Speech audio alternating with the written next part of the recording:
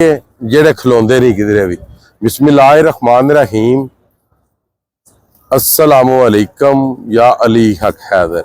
लो जी, सब नो पहला मैं दसनी तरतीब फैसला करना, तुसा कमेंट च जवाब देना। तो सब नो पहला ही ना मस्जिद गुमामा जिन्हों बुराने रहमत भी आख्या गया है, ये वो मस्जिद है कि आप सरकार मुहम्मद मुस्तफा सल्लल्लाहु अलैहि वसल्लम जो मदीना शरीफ में बारिश नहीं सी होंदी ते आपने मस्जिद गुमामा दे विच दुआ की सी ते हथ थले नहीं सन आए ते अल्लाह ताला दी जात ने बराने रहमत जिहड़ी है वो बरसाई सी। यह सामनी मस्जिद है, इसदा नाम है मस्जिद गुमामा।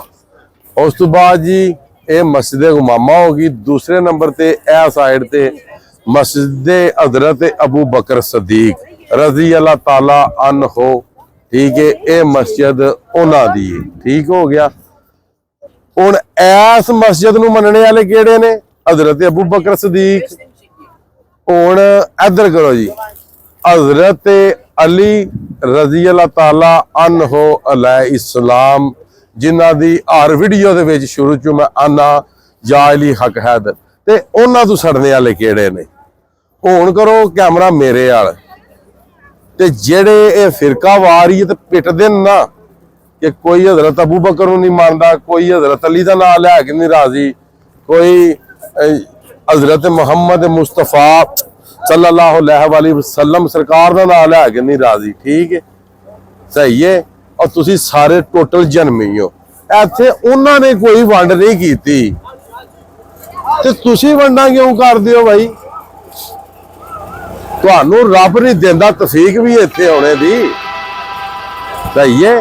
ते रब को तफीक मंगो इत्थे होने दी, ते लिहाजा ए कलैक्शन ना उत्थे करया करो कि अगे केड़ा ते पिछे केड़ा। ठीक है। ते अल्हम्दुलिल्लाह पाइंतन पाक दे मनने वाला वा ते सहाबा इकराम दा भी मनने वाला वा। ठीक है। ते जे या अली दे नाम तो अगर जे कोई मैनू आखे वे तू लैना तू शिया, ते फिर मैं शिया चंगा वा। ते जे अगर हजरत मुहम्मद मुस्तफा का नाम लैंदे जे कोई आके सुन्नी तो मैं सुन्नी चंगा वा।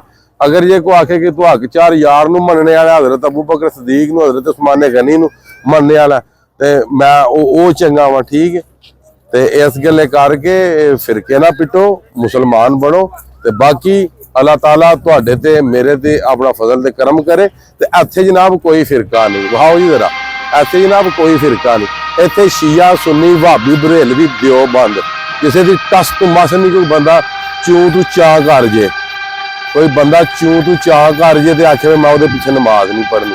नमाज अल्लाह ताला दी जात दी है, तुहाडी नहीं, इबादत उस रब दी है। वो भी तो पढ़दी नहीं ना जिन्हां दी यार बावां कोई नहीं, और नमाज वो भी तो पढ़ते नहीं जिन्हां दी बावां कोई नहीं, नमाज वो भी तो पढ़ते नहीं जिन्हां दी लत्तां कोई। उत्थे अल्लाह ताला दी जात नहीं आंदी। तू बावां लै गया, तू लत्तां लै गया। सिर्फ नमाज पढ़ना जरूरी है, तो नमाज नूं कायम करना जरूरी है। ठीक है। मेरी पढ़ के ते काम गलत करने मेरी वो भी नमाज को नहीं। नमाज पढ़ो तो नमाज नूं कायम करो, तो अल्लाह ताला तुहानूं भी मैनूं भी नमाज कायम करने तौफीक अता फरमाए। ते अल्लाह ताला फिर एक बारी कि बार बार मैनूं भी तुहानूं भी, ठीक है, इस रोजे की ज़ियारत फरमाए ते मक्का पाक की ज़ियारत फरमाए।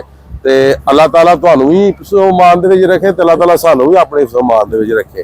ते बाकी जिहड़े मैनूं आंदे ना मैं शिया वा सुन्नी आ, मैनूं इन्ना पता मैं पाइंतर पाक नूं मानना, मैनूं पता मैं सरकार नबी पाक नूं मानना, मैनूं इन्ना पता मैं सहाबा इकराम नूं मानना।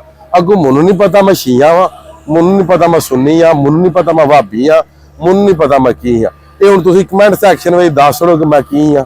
ठीक है। मगर ये हुण कमेंट लाजमी करियो कि दस्सियो कि मैं की हाँ। ते बाकी अज दी वीडियो, अज दा व्लॉग करने खत्म। मैनूं दिओ इजाजत। नैक्सट वीडियो होने तक ज्यादा अपना ख्याल रखियो, अपनी खास दुआवां दे मैनूं याद रखियो। तो इंशाअल्लाह मिलने किसी नैक्सट वीडियो दे नाल। अल्लाह हाफिज़, फी मान अल्लाह।